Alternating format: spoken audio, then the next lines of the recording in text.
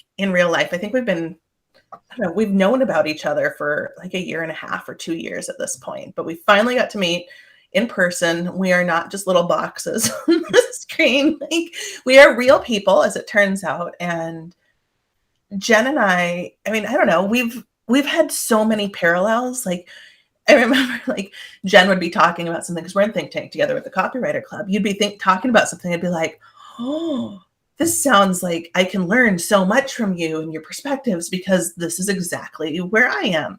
And then you said you listened to my episode of the podcast. You're like, oh, we're the same person. That's yeah. Like, oh. And it's funny. It's kind of validating. But not only do we go through the same things, but we also, yeah. We feel the same way. We have the same challenges. Yeah, I listened to your podcast and I was like, Erin, parallel lives. I know. So you're in Cleveland.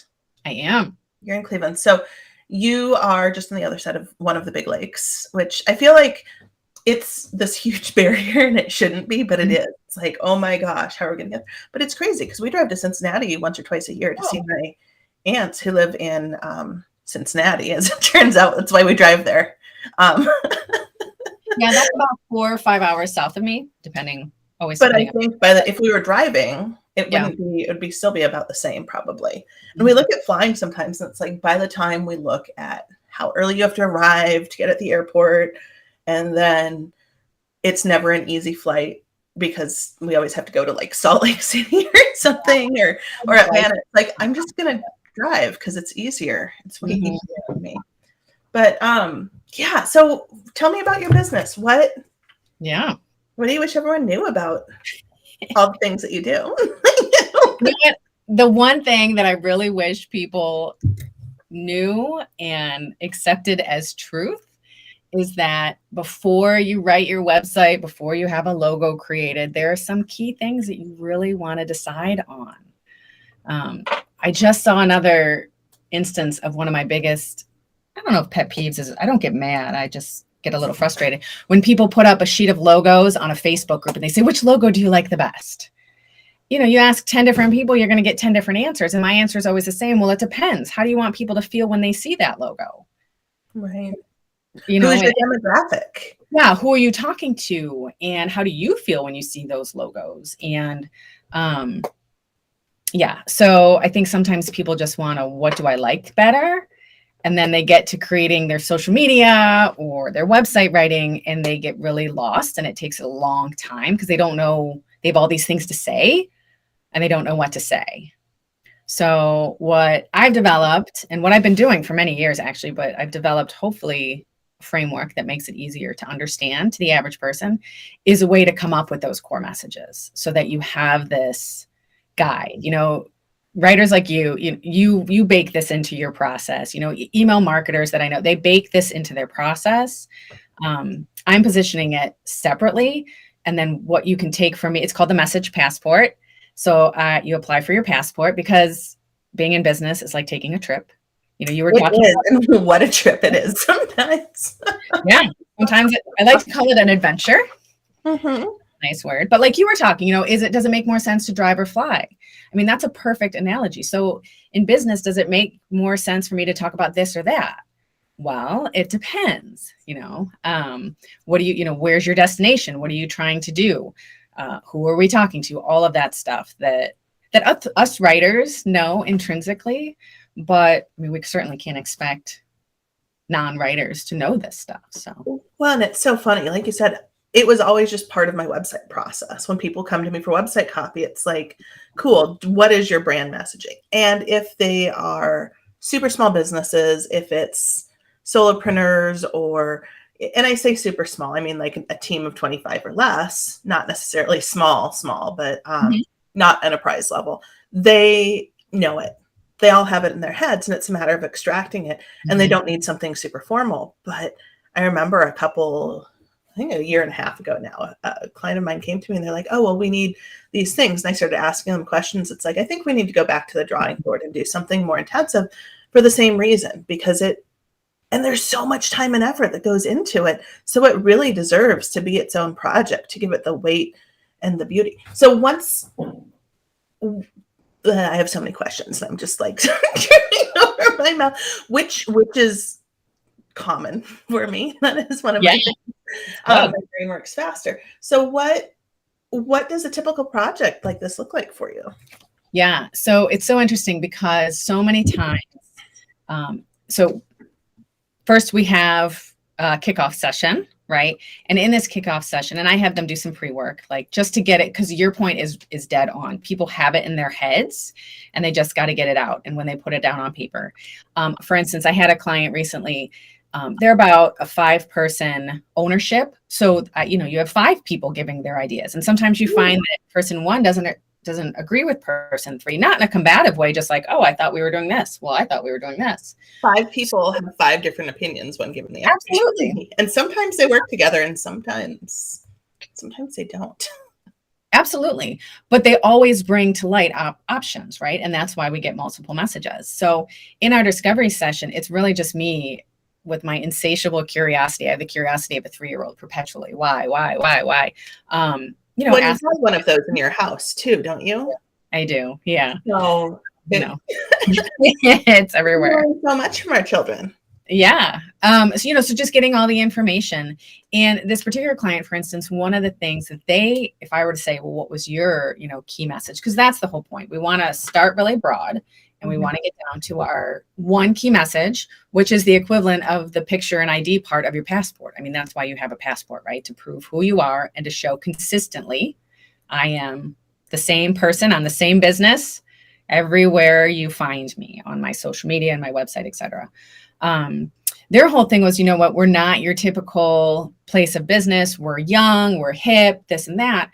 And one of the questions that I posed to them was, okay, if that becomes your thing, really, right? Your message passport, at some point you're going to age out of that. So are you going to then step aside and bring in younger people, right? So that if your brand is young, you need young people. And they were like, oh, no.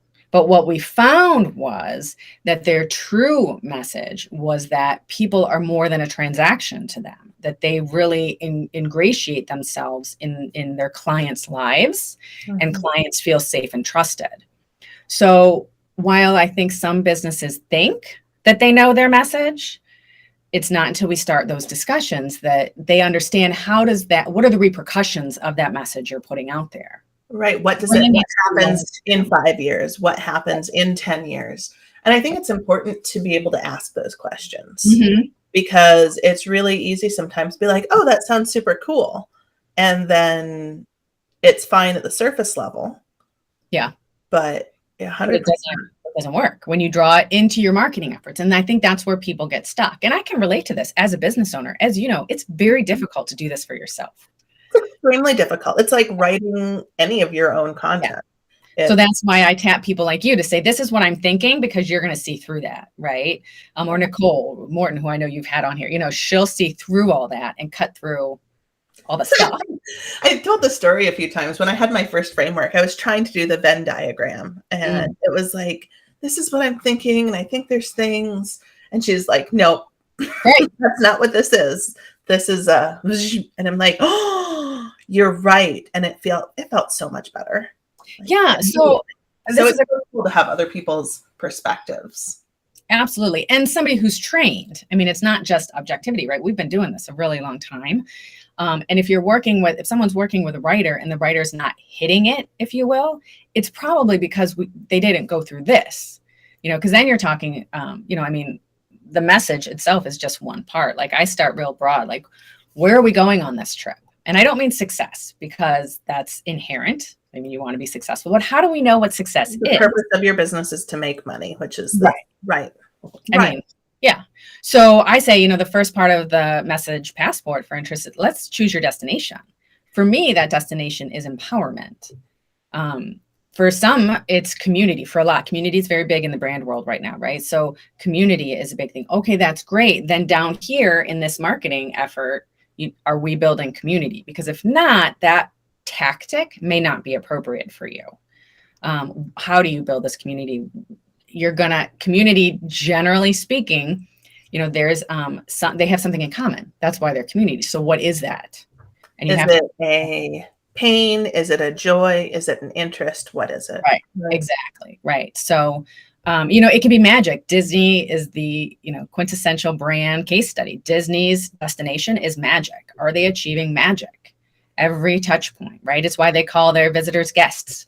I mean, from this destination, everything else flows, right? It's like if we're going to the beach. Are we going to a beach? Then you need a swimsuit.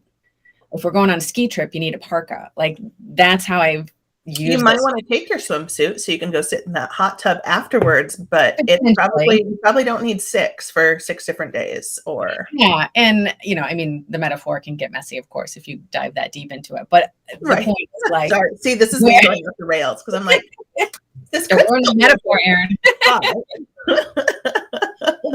But even that you can work in, right? Yeah. Like, is there an indoor? So there may be an opportunity, a marketing tactic that does fall a little bit outside. I mean, for instance, magic, some of the movies Disney makes, I don't know that I'd call them magical.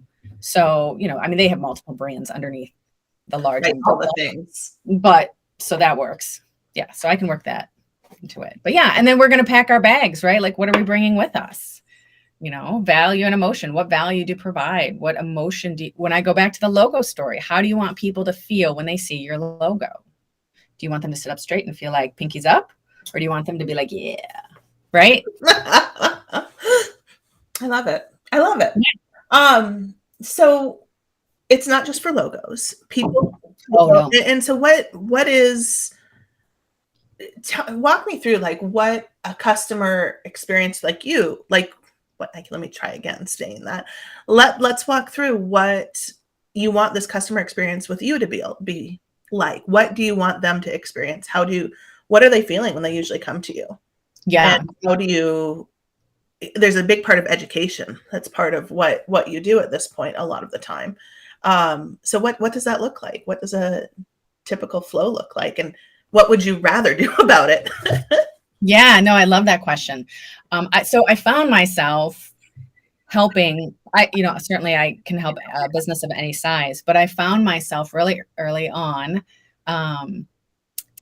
giving out a lot of free advice to the solopreneurs, the small businesses, and I just loved working with them. And when I reached out to my professional community and said, hey, I'm thinking about niching in the really small business. Hi, Kitty. He's like, you're talking right here. They were like, don't do it. Don't do it. Don't do it. The education is too high, yada, yada, yada. And I took that to heart. And the reason why the education is, I think, a little, what's the word I'm looking for? It's the curve, the knowledge curve is a little steeper, is because they're doing all the things like right? They're doing all the things like us. So I wanted to be able to bake some of that education in a palatable, quick way. So there is some education in that discovery session. I extract a lot of information, and then I always present live. And I know you're a fan of this too. I always present live. Yeah. That's a former account manager in me. Like, let's just get and work all through this. I take them through my framework and I show them this is what people are doing out in the marketplace, right? I call those the fellow travelers, right? So when you're going to Disney, let's stick with Disney. What's the first thing you do? Who's got Disney advice? Same thing in our business. Let's look at other entities out there in our space. Who's competing for our audience's attention? If they're all saying, for instance, I had a technology client, and every technology company, almost every technology company of this kind, they're a consultant firm, starts with the technology. We can do this. We can do this. We can do cloud transformation. Right. But what I heard from my discovery session with the client was that technology, we listen to you. So when I put that in as one of their key messages, so when you hit your website, it says, technology is second. We listen first. They were like, oh my God, that's it. Well, it differentiates them. At the end of the day, so much of us do the same thing, but it's how are we positioning ourselves?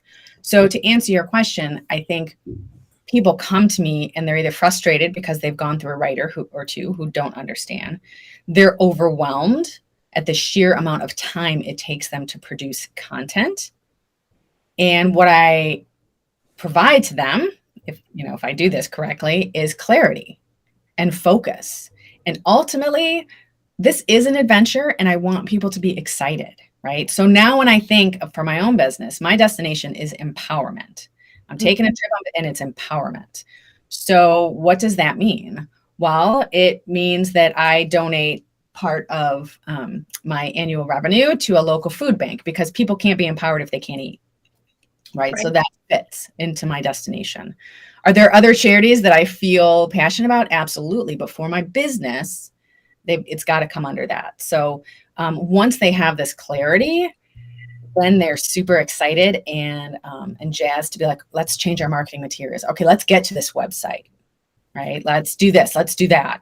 And again, we can start saying, okay, well, this is where I think we should go based on our message passport.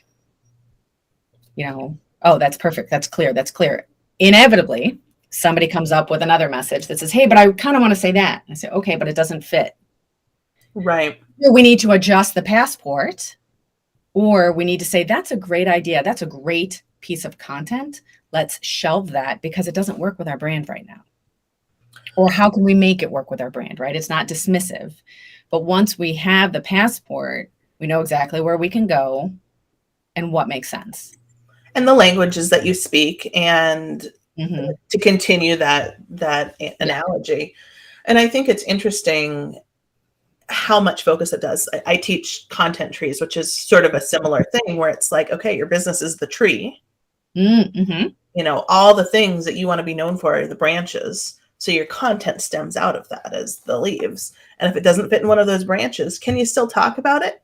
Maybe, but it's like 1 in 10 posts cannot be, one of the 10 posts can be the seedling that's sprouting up over here to kind of test a message. But yes, yeah, it should not become your focus. It should not become your core content. And the reason, and the reason why we want this focus is because it creates trust in the very people that you're trying to sell to, right? If there are mixed messages, and you can find these examples all over the place where, or, you go to a website or even hear on the news where you're like, wow, that does not seem to jive with who I thought they were. It's the same thing. Like, why would I plan a trip, a ski trip and take a bathing suit? I'm going to show up and everyone's going to look at me like, what are you doing, dude? Did you not know? Skiing in your bikini, right? Yeah. So, and a lot of times people think that we don't need to talk to fellow travelers. We don't need to do that competitive review. Well, how do we differentiate ourselves? I think what's really interesting to that point is when I first started, there was a gal who was positioning herself as a business coach. Fantastic. 6 months later, she came up. She's like, so I'm a travel agent now. And the travel analogy is what brought that in. I was like, oh, okay. So you're ready for something else. And then 6 months later, she was doing something else. And it was just, and I can't remember what it was. It was wildly different. And power to her for refining what she wants to do and trying on some hats. But it makes me less likely to be interested in working with this person on whatever level they're doing, because it's like, well, are you serious? Are you in this for the long term? Do you have the chops to back this up? And, so there, I guess where I'm going with this is that's the clarity of your passport. Like, this is where I'm going to go. This is more than just your brand messaging, which is essential and critical, but this shows you this roadmap. And that wasn't intended as a travel pun, but here we are. Nice, but it worked. But there's this roadmap of where you can go with this. And not only that, but maybe what this looks like in the first 3 months when we're doing this heavy education. Then it's what it looks like 6 months down the road, 12 months. And so all of a sudden, obviously things change. But I feel like what they can do with this is take it and really run with it. And then there's not this, well, in 6 months, maybe we're not young and hip. Maybe we're hip. Maybe we're bold. Maybe we're this. But it really does boil down to that core message. It's like, so if we're not transactional, what does that mean? Right. Absolutely. And voice, tone, and mood is a huge part of this, right? So I call that define your travel guide. Like, okay, great. You're going on a beach trip. Do you want some, hey, wild and crazy guy, and we're going to have jokes. We're going to have a great time and drinking our Mai Tais. Or do you want somebody who might show you, Buckingham Palace is over here and the history behind this, So what is our voice and tone? That's a huge part as you know, of writing. So, you know, is our travel guide, you know, how do they sound? Are they sassy? Are they pensive? And again, then I come back to how do you want people to feel the mood when they read your copy, right? There are some fun brands out there, and you know, and they're only going to appeal to so many people, where the fellow travelers comes in. So that's part of the process as well. Once we get our destination down, and then we you know, pack our bags and we talk about the actual service or product, then we're going to define our guide. Like, how do you want to sound? How do you want to go out to the world? How do you want to make people feel? How Yeah. do you want, and it goes back to that logo conversation too. But it really is, I Yeah. think, defining not just who you want to make, how you want to make people feel, but who those people are. Because even Disney isn't for everyone. Right. Well, and with what is happening with the various bills in Florida, they have some big decisions to make on They a have some wide big decisions. branding level. And that's ultimately, it's a brand discussion, right? So that's why we need to know who are our fellow travelers, who's coming on this trip with us. Because and then I talk about, you know, who gets a postcard. I don't know about you, and I'm definitely dating myself here, but I can remember, you know, staring at the turnstile of postcards going, okay, one to my mom, I need to send one to here and one to here. Wait, did I forget that person? I'm not really sure. So, well, let's define that at the outset, right? So that is ultimately your target audience, right? Can I apply the message passport to an enterprise business?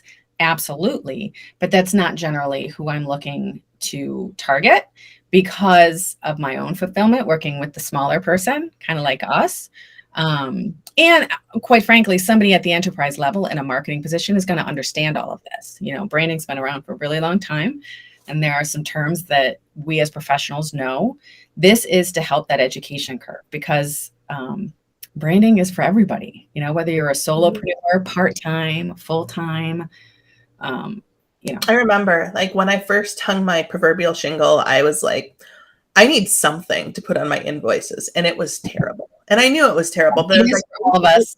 something, and that gives me the space to develop this. And I thought I would last maybe a year. I lasted 4 months, and it was like, I've got it. Maria Platusik. I don't know if you know her. She works in kind of a similar space, but on the visual side, as opposed to on the full-blown brand strategy. And she may do that as well now too. It's been a while since we talked, but yeah, it was like all these things that I would help someone else think about. She's asking me, and I'm like, oh, I don't know what inspires me. Absolutely. Well, and I think some of it for us is, as entrepreneurs, is to slow down and think about those things. You know, it's just not on the to-do list until it needs to be on the to-do list. So yeah, so we all help each other. We all do. You know, I have a creative director who's just fabulous, and you know, she'll ask me some of these questions, and I provide the message passport to her, and then she can come at it from the color and logo aspect, right? And what I love too is it's also helpful for that, whether you're getting, maybe if you're getting brand photography done as well, because then they know how you want to show up. Any writer you hire, any web developer, you hand them the passport. Any of your team members that you onboard, this is how we want to come across. This is what we can do for you. So I love that you brought that up, because one of the things that I include is a style guide. It's one of the first things in my proposals before I created the message passport that people would say, we don't need that. I was like, but you do, because you can spell canceled with 1 L or 2 L's. How would you like to spell it? Right. You know, so it's things like that. And then there are industry terms, of course. What do we want to capitalize? You know, AP Style says lowercase this, but everybody in your company capitalizes it. Maybe we should, right? So all of these people communicating on your behalf, in order for them to communicate consistently and in the same way, we need our style guide. So that's included in the message passport. Yeah, I think that's critical. And yeah, well, and then it's like, cool, you don't know what to say. Look back at the message guide. Look, we want to make sure that we're telling people what's happening next, that we are being proactive, that we are communicating. Like, we can be funny, we can't be snarky.